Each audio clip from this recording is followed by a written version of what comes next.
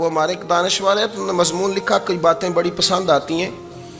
وہ کہتے ہیں کہ میری اہلیہ، ان کو بھی کسی نے مس گائیڈ کر دیا تھا، حالانکہ اچھی خاتون ہے، کسی نے مس گائیڈ کر دیا، تو وہ بھی سماجی اور ویلفیئر اور یہ خواتین کو شوق ہوتا نا بننے کا، تو وہ بھی سماج کے اندر اچھا مقام تلاش کرنے کے موڈ میں آ گئی۔ تو کہیں ایک دن جانا تھا تو بڑی بن سنور کے میرے ساتھ وہ گاڑی میں بیٹھ گئی۔ تو میں گاڑی میں، عورتوں کو یہ بھی مسئلہ ہوتا ہے نا کہ ہماری تعریف کرو، تو کئی دفعہ بعض مردوں بیچاروں کو جھوٹ بولنا پڑتا ہے، تو زبردستی کراتی ہیں نا جی۔ تو اس میں گنجائش بھی دی ہے شریعت نے گنجائش دی ہے کہ کبھی بیوی کو راضی کرنے کے لیے خلاف واقعہ بات کرنی پڑے تو کر لینی چاہیے، تو وہ کراتی بھی ہیں۔ 3 موقع پر خلاف واقعہ بات کرنے کی اجازت ہے، یعنی واقعے کے خلاف بھی آپ بات کر سکتے ہیں۔ جنگ کے موقع پر 2 لوگوں کو صلح کرانے کے لیے اور بیوی کو راضی کرنے کے لیے کر لیں کوئی ایسی بات، بے شک اپنی طبیعت پہ جبر کر کے کر لیں، گنجائش ہے، اجازت ہے۔ تو وہ کہتے ہیں جب وہ گاڑی میں میرے ساتھ بیٹھی بن سنور کے، تو وہ تقاضا کرنے لگی کہ میں نے بڑے اچھے کپڑے پہنے ہیں پر آپ نے توجہ نہیں کرائی۔ تو وہ سیاںا بندہ تھا، وہ چاہ رہا تھا کہ میری خاتون سمجھ جائے۔ وہ کہتے ہیں مجھے پتہ تھا کہ بیچاری مس گائیڈ ہو گئی ہے، دل کی بڑی اچھی ہے، سیاਣੀ ہے، لیکن اس کو کچھ خواتین نے، کچھ لوگوں نے مل کے اس کو ذہن غلط کر دیا ہے کہ سماج میں نکلو، باہر جاؤ، کام کرو، فلاں کرو، اپنی مرضی سے جیو۔ تو میرے ساتھ گاڑی میں بیٹھی کہیں جانے کے لیے، تو مجھ سے کہنے لگی کہ آپ نے میری طرف توجہ ہی نہیں کی، آپ نے کوئی ذکر ہی نہیں کیا کہ میں کیسی لگ رہی ہوں۔ تو وہ کہتے ہیں میں نے اسے کہا کہ اگر تو ناراض نہ ہو تو پھر میں صحیح والی تعریف کر دوں۔ تو اس نے کہا کہ آپ کر دیں۔ تو کہتے ہیں میں نے درد سے اور خلوص سے اپنی بیوی سے کہا، خلوص کے ساتھ میں نے کہا میں تو روز گھر ہوتا ہوں، روز شام کو گھر ہوتا ہوں، اگر تو میرے لیے تیار ہوتی تو میں تیری تعریف کرتا، لیکن آج تو باہر جانے کے لیے تیار ہوئی ہے، تو پھر ان سے تعریف کی امید رکھ جن کے لیے تو نے تیاری کی ہے۔ میرے لیے تیاری کرتی تو میں تو ہر شام تیرے پاس ہوتا ہوں۔ کہتے ہیں میرے لفظوں میں درد تھا تو وہ بھی رو پڑی اور کہنے لگی آپ گاڑی روک دیں، مجھے باہر جا کے کسی کو راضی نہیں کرنا، میں نے اسے راضی کرنا ہے جس کو رب کریم نے میرا شوہر بنایا ہے اور میرے لیے منتخب کیا ہے میرے ماں باپ کو، میں واپس لوٹتی ہوں۔ یہ ایک پہلو ہے سلگتا ہوا، اس کو سمجھا جائے۔ عورت کو ویسے بھی قابو کرنا بڑا آسان ہوتا ہے۔ اعلیٰ حضرت بریلوی رحمۃ اللہ علیہ فرماتے ہیں بیٹیاں نازک شیشیاں ہوتی ہیں، ان کو تو ذرا سی چوٹ لگے تو ٹوٹ جاتی ہیں۔ دیکھیں کتنا بڑا جملہ کہا بریلی کے امام، نازک شیشیاں ہیں، ذرا کوئی آدمی گمراہ کرتا ہے، ذرا خراب کرتا ہے۔ اب دیکھیں نا، یہ جو بچیوں کو بچے مس گائیڈ کرتے ہیں، انہیں بڑے بڑے خواب دکھاتے ہیں، وہ بیچاری ماں باپ کو چھوڑ کے، بہن بھائی کو چھوڑ کے اس کے ساتھ شادی کرتی ہے، پھر جو اس کا بعد میں حشر ہوتا ہے، آپ ادلیاں نو سردار پہن تکے تے شرما والیاں نو جھوٹے ڈولیاں دے۔ پھر وہ بیچاری ماں باپ رکھتے نہیں، وہ ظلم کرتا ہے، تو کتنی بڑی تکلیف میں وہ بچی آ جاتی۔ نازک شیشی ہوتی ہے نا تو ٹوٹ جاتی۔ یہی حال اب جدید خواتین اور یہ جو کچھ اینکر پرسن ہیں، یہ اصل میں نا یہ آپ کو سیاست سکھاتے ہیں، لیکن یہ مادر پیدر آزاد لوگ ہیں، بالکل آزاد۔ یہ تو علماء شور نہ کریں، بات نہ کریں، گفتگو نہ کریں، مشائخ بات نہ کریں، اور یہ جو کچھ سنجیدہ اور دینی طبقہ ہے یہ کوئی شور نہ کرے، یہ تو روڈوں پہ ننگے ہو کے آ جائیں معاذاللہ۔ خوفناک نظریہ رکھتے ہیں یہ لوگ۔ عورت کو کہتے ہیں تیرے حقوق ہم تجھے لے کے دیں گے، مثلاً وہ کون سا حق ہے جو تم نے لے کے دینا ہے؟ میرے نبی کریم صلی اللہ علیہ وسلم اس کو بیٹی بھی بنایا ہے، اس کو بہن بھی بنایا ہے، اس کو ماں بھی بنایا ہے، اسے بیوی کا عالی شان رتبہ بھی عطا فرمایا ہے۔ اور چونکہ بیٹی کا بھی حق بڑا بیان کیا جاتا ہے، بہن کا بھی، ماں کا بھی، اور بیوی کے معاملے میں لوگ سمجھتے ہیں کہ زیادہ بات نہیں کرنی چاہیے، شاید مسئلہ خراب ہو جائے۔ حالانکہ نبی پاک صلی اللہ تعالیٰ علیہ وسلم نے بیوی کے بارے میں پتہ کیا فرمایا؟ فرمایا جب تم نکاح کر لیتے ہو تو اپنا ایمان محفوظ کر لیتے ہو۔ اب میں اس کی شرح نہیں کرتا، آپ خود کر لیجئے گا کہ وہ ایک ایسی شخصیت ہوتی ہے کہ جس کی موجودگی میں آپ کا ایمان محفوظ ہے۔ اب میں نہیں سمجھتا کہ اس سے بڑی بات کوئی اور ہو سکتی ہے، جس کی موجودگی میں آپ کا ایمان، اور بھئی یہ حدیث پاک عرض کر رہا ہوں، نکاح جب کوئی کر لے تو اس نے اپنا ایمان مکمل کر لیا. اس کا معنی یہ ہوا کہ آپ کا ایمان محفوظ ہے اس کی موجودگی میں. تو اس سے زیادہ بھی یعنی ایمان سب سے قیمتی چیز ہے نا, تو اس کے محفوظ ہونے کی وجہ حضور نے نکاح بیان کر دی. اب میرا خیال ہے بیوی اگر کوئی اس سے بڑا حقوق مانگے گی تو بیوقوفی کرے گی. اتنا بڑا درجہ نبی کریم نے اسے عطا کر دیا, اتنا بڑا مقام دے دیا کہ تو خامد کے ایمان کے محفوظ ہونے کا ذریعہ بن گئی ہے. عورت کو جو حقوق رسول کریم صلی اللہ تعالی علیہ وسلم نے عطا فرمائے, نبی پاک نے جو حقوق دیے. دیکھیں نا, حضرت عبداللہ ابن عمر رضی اللہ تعالیٰ عنہ کی اہلیہ بیمار تھی, تو جلدی جلدی سے وہ آئے. تو جب بہت جلدی ہو, سفر بڑا شدید تھا, تو آپ نے جلدی سے نماز ادا کی, جلدی سے چلے. آپ کے خادم کہنے لگے حضور خیریت ہے؟ فرمایا میری بیوی بیمار ہے. تو اس نے عرض کی حضور آپ کی اہلیہ بیمار ہے. تو آپ نے نماز بھی جلدی سے پڑھی, سفر بھی جلدی جلدی کیا. تو فرمانے لگے یہ وہ چیزیں ہیں جو ہمیں مدینے والے رسول نے سکھائی. آپ اس کیفیات کو سمجھیں کہ حضور صلی اللہ علیہ وسلم نے درس دیا. اور پھر ایک اور بہت بڑی بات, یہ فضیلت کسی اور کو نہیں دی. جو عورت کو حضور نے فضیلت دی, یہ فضیلت کسی اور کو نہیں دی. کبھی حضور نے فرمایا کہ تمہارا ابا تمہارے ساتھ بہت سخت رویہ کرے تو تم نے اس کو اس سختی پر داد دینی ہے. فرمایا چلو اگر وہ زیادتی بھی کرے تو تم نے اس کے ساتھ سلوک اچھا ہی کرنا ہے. لیکن آپ ایک بات کو سمجھے نا کہ بچے کے بارے میں, بیٹے کے بارے میں, بیٹی کے بارے میں فرمایا 10 سال کے ہو کے نماز نہ پڑھیں تو سختی کرو, تمہارا ڈنڈا بھی لٹکنا چاہیے. بہت ساری جگہوں پہ بہت سارے لوگوں کے لیے سختی کا حکم دیا, لیکن عورت کے لیے حضور نے جو جملے کہے, اصل میں ہم سمجھتے ہیں کہ یہ ایک بات ہے, مشہور ہو گئی ہے روایت حدیث, تو بس اس کے پس منظر پر اور جملوں کے حسن پر شاید معاذ اللہ غور کرنے کی ضرورت نہیں. ذرا اس لفظ کی تاثیر پر غور کریں. حضور نے فرمایا عورت ٹیڑھی پسلی سے پیدا کی گئی ہے, یہ ٹیڑھی ہے, کو سیدھا کرنے کی کوشش کرو گے تو ٹوٹ جائے گی. تو حضور پھر ہمارے لیے حکم کیا ہے؟ فرمایا جیسی ہے تم اسی کے ساتھ نبھا کرو. آپ سمجھیں کہ اتنا محفوظ حضور نے درجہ دے دیا بی بی کو, اتنا محفوظ کہ فرمایا غلطی بھی ہو تو میرے غلاموں تم اس کے ساتھ نبھا کرو, گزارا کر لو. کو کیا اور حق چاہیے عورت کو جس کو اس کی غلطیوں سمیت نبی پاک نے قبول کرنے کا حکم دے دیا کہ اس کی کمزوریوں سمیت قبول کر لو. اب اس کو اور کیا کوئی کمزوریوں سمیت قبول کرتا ہے؟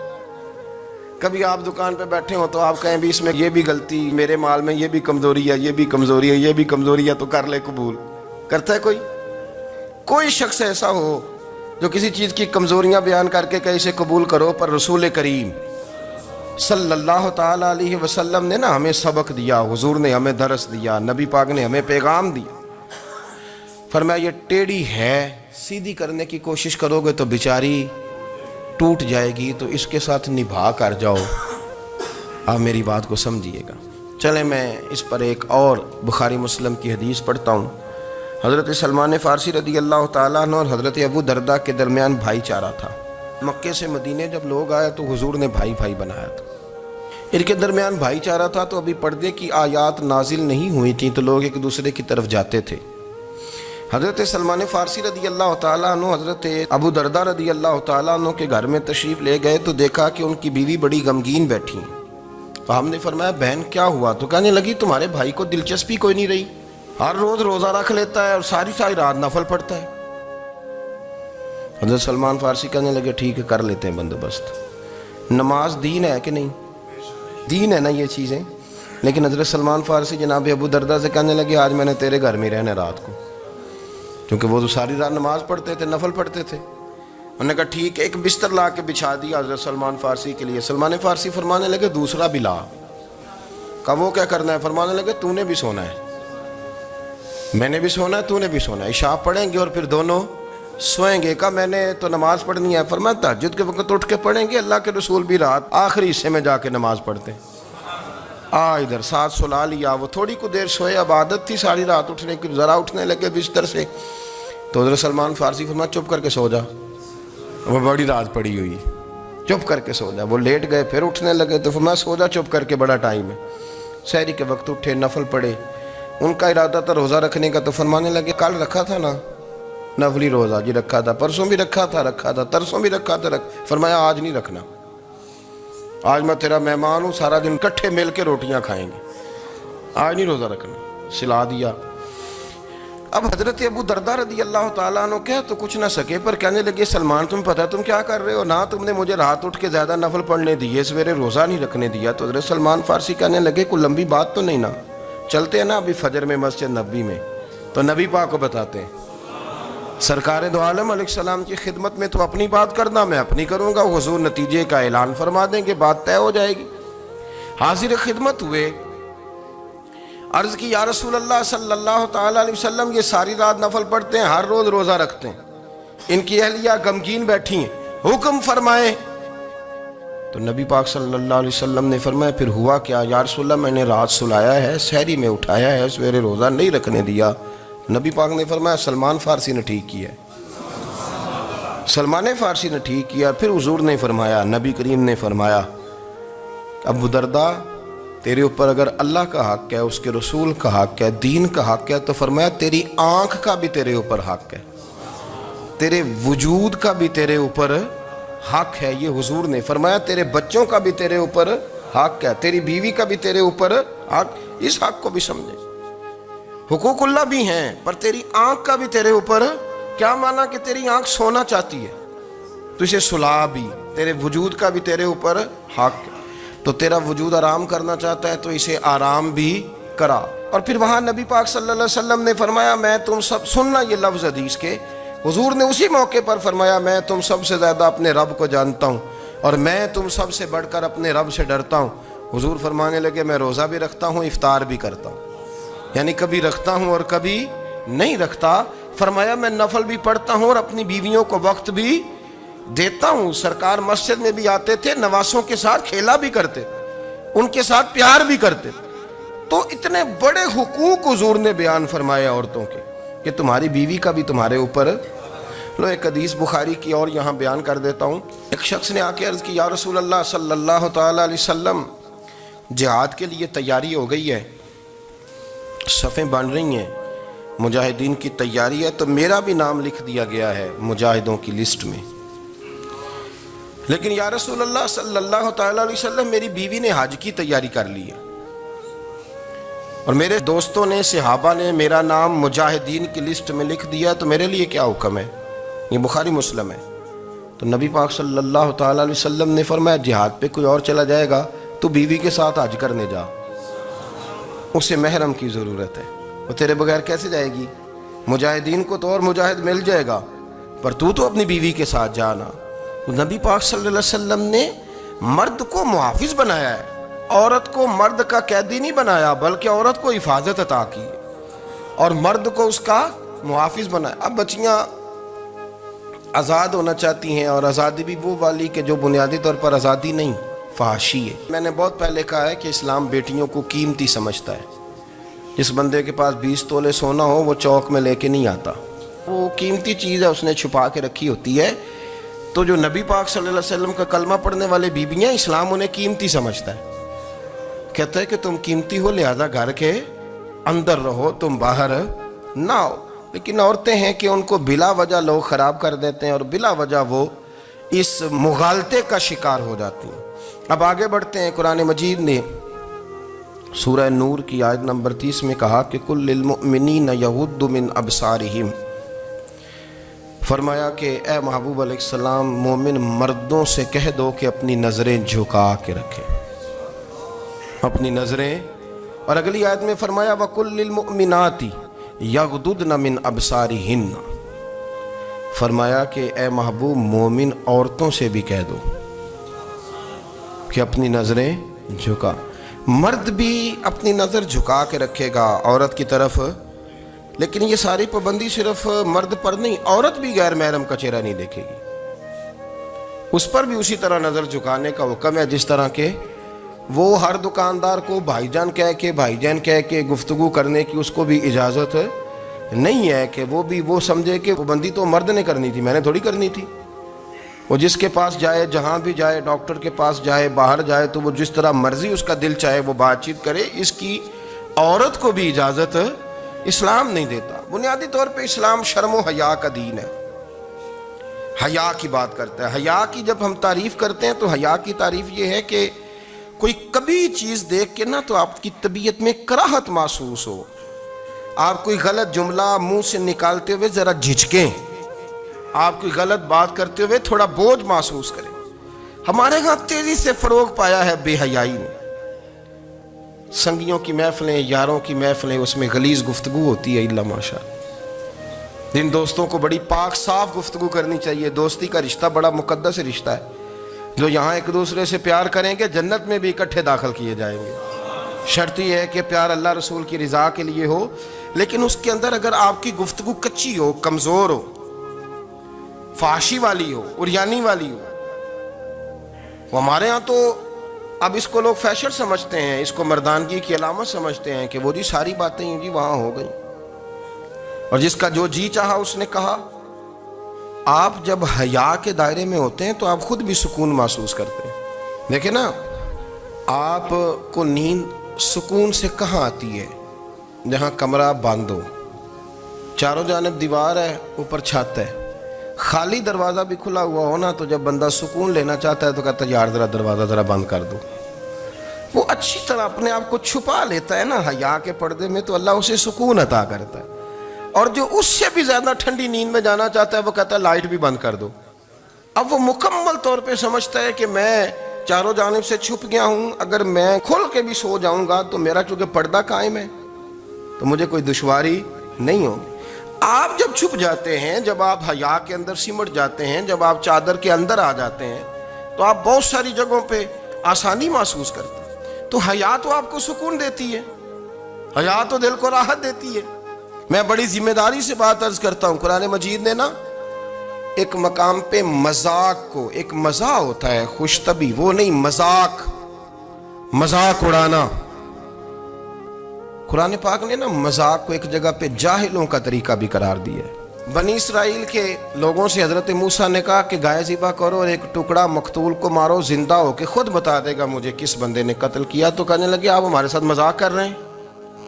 تو قرآن مجید کہتا ہے کہ حضرت سیدنا موسیٰ علیہ السلام فرمانے لگے اعوذ باللہ ان اکون من الجاہلین، فرمانے لگے میں اللہ کی پناہ مانگتا ہوں کہ میں جاہلوں میں سے ہو جاؤں۔ یہ مذاق کرنا تو جاہلوں کا طریقہ ہے۔ اگر آپ کی زبان سے بے حیائی کا جملہ نکل گیا، اگر آپ کی زبان سے بے حیائی کا جملہ نکل گیا، آپ نے کہہ دیا کہ ہم آزاد لوگ ہیں، جو مرضی کریں گے، جو مرضی کہیں گے، جو ہمارا دل میں آئے گا کریں گے، تو پھر تو لوگ آپ کا وہ حشر کریں گے کہ آپ سے برداشت ہی نہیں ہوگا۔ جس کا لوگ مذاق بنا لیتے ہیں اور جو مذاق بن جاتا ہے پھر اسے کوئی جینے دیتا ہے۔ آپ حیا کی چادر میں چھپیں گے تو بچیں گے۔ اگر آپ نے اپنا مذاق بنوا لیا یہ کہہ کے کہ میں نے مرضی کرنی ہے، پھر یاد رکھنا چھپنے کو جگہ نہیں ملے گی، پھر تکلیف میں آ جائیں گے، پھر بہت بڑی اذیت کا شکار ہو جائیں۔ شرم و حیا، عرب کے اندر جو کنواری لڑکیاں تھیں ان میں بڑی حیا ہوتی تھی۔ الحمدللہ میں بڑے فخر سے کہتا ہوں کہ میرے پنجاب کی، میرے پاکستان کی بیٹیاں بھی 20 دفعہ ان کا ابا کہے تیری شادی کرنی ہے تو وہ آنکھ نہیں اٹھا پاتی آج بھی۔ یہ تو وہ چند لوگ ہیں جو کہتے ہیں ہم ہائی کلاس ہو گئے، ہمیں نہیں پتا کہ وہ روشن خیال ہو گئے ہیں کہ روغن خیال ہو گئے، پتہ نہیں کدھر چلے گئے۔ ورنہ ہماری بیٹیاں آج بھی جب ان سے ان کا باپ، ان کی ماں بات کرتی ہے تیری شادی کی، تو وہ تو شرم کے ساتھ پچھلے سے پچھلے کمرے میں چھپتی ہیں۔ یہ اللہ نے فضل کیا ہوا ہے اس ملت پر۔ تو عرب کی لڑکی بڑی حیا والی ہوتی تھی، اس سے کوئی بات کرنی پڑتی تھی تو 20 دفعہ بات کی جاتی، پھر بھی وہ عورت چھپتی پھرتی تھی۔